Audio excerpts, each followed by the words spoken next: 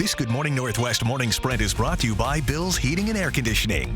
Just about 6:53. That means it's time to get you ready for your Thursday here in the morning sprint. Olivia Roberts has breaking news out of Miami Beach this morning, and Destiny Richards is live at Birdie's Pie Shop. But first, Mark Peterson, who is tracking dangerous heat headed our way. Mark.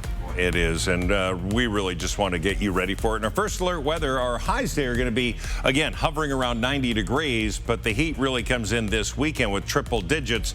Again, so much so an excessive heat watch is in effect, and that's going to be in effect from Friday all the way through Wednesday evening, could very well go into Thursday. So with that, we celebrate National Bomb Pop Day. That is today.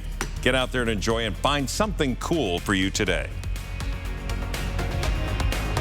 Well, breaking news out of Miami Beach, Florida, where a massive search and rescue effort is underway. An entire wing of a 12-story condo collapsing, killing at least one person. We're learning 35 people were rescued from the building, and crews continue to search for any survivors. Florida Governor Ron DeSantis tweeting just minutes ago, thanking those first responders for, quote, saving lives. 10 people were treated at the scene and 2 others were taken to the hospital.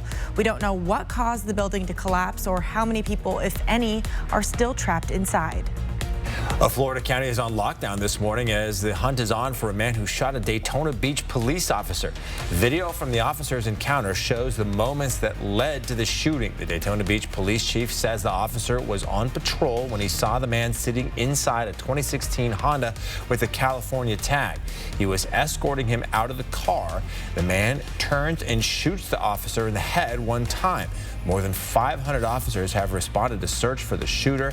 The officer's condition is described as grave. 5 black campus police officers are filing claims for $8 million in damages at the University of Washington, claiming racism. They say they were routinely demeaned by coworkers and supervisors and were disciplined and denied promotions because of their race. The claims for damages are the first step toward a lawsuit. The claim says University of Washington Police Chief John Vinson was criticized by white officers for hiring too many black people. A university spokesperson, Victor Balta, says the institution will launch an investigation. Breaking news about the country's unemployment numbers. The Labor Department releasing its latest unemployment report this morning. It shows a higher number of new unemployment claims than experts predicted. 411,000 filed new claims last week. Now, that's a drop of about 7,000 from the week before, but it's also about 31,000 claims more than economists predicted. Breaking news from D.C. Senators on both sides of the aisle are touting an agreement on the framework of a bipartisan infrastructure plan. They say the agreement was reached last night by White House officials and 10 senators. Senators plan to meet with President Biden at the White House today to discuss it. House Speaker Nancy Pelosi and Senate Majority Leader Chuck Schumer said they would try to move the infrastructure package in July. The total cost of the plan is $1.2 trillion over 8 years.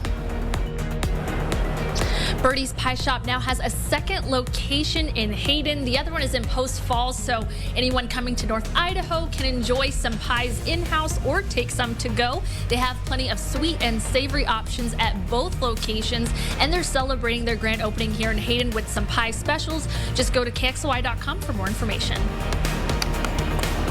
The decision on Spokane school boundaries is still up in the air. A vote to change them did not happen last night. There are 3 proposed boundary plans for elementary, middle, and high schools. The current lines have been in place for 40 years. Board members listen to more community members. Most have concerns about the changes, everything from equity to socioeconomic status. Other concerns include families who don't want to move their kids to a new school in a new area. For now, board members will discuss the potential changes next Wednesday.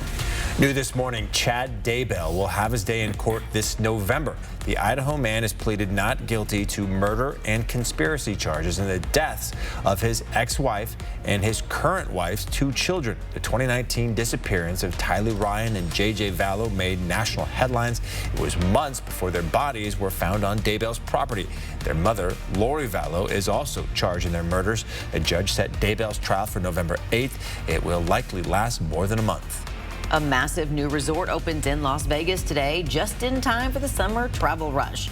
Resorts World Las Vegas is the first hotel casino to open on the Strip in more than a decade.